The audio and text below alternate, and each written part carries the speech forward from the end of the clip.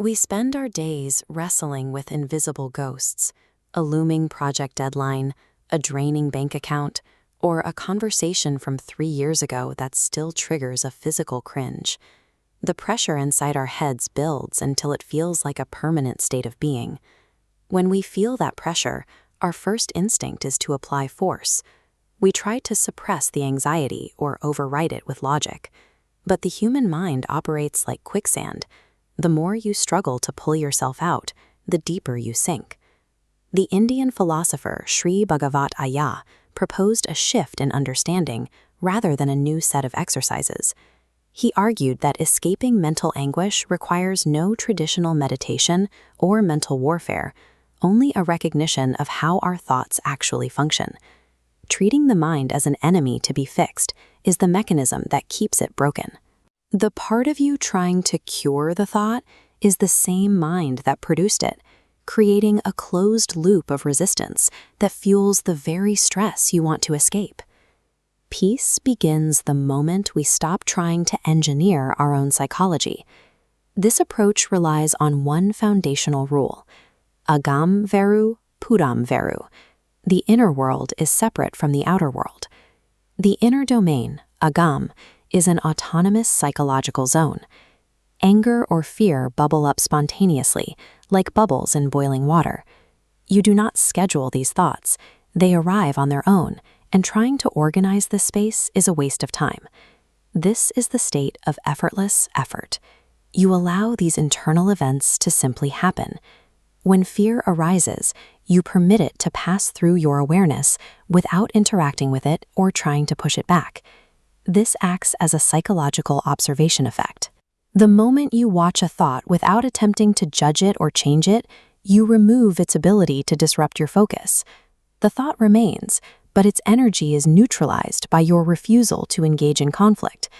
Absolute inner freedom is the total absence of conflict with your thoughts. You stop asking your mind to be different than it is. While the inner world is spontaneous, the outer world, param, is the realm of survival. This is where you handle careers, bills, and physical relationships. When you stop negotiating with internal fears, your attention naturally shifts towards the physical requirements of your environment. You are no longer splitting your focus between solving a problem and trying to feel better about that problem. In a financial crisis, for example, the standard response is to spend hours agonizing over the fear of debt. Bagavath Ayya's approach separates that feeling from the physical task of earning money.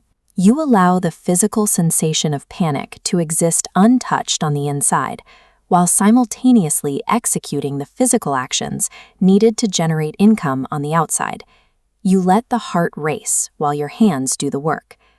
This internal surrender provides a level of focus that is otherwise blocked by emotional static. You are acting with an undivided mind.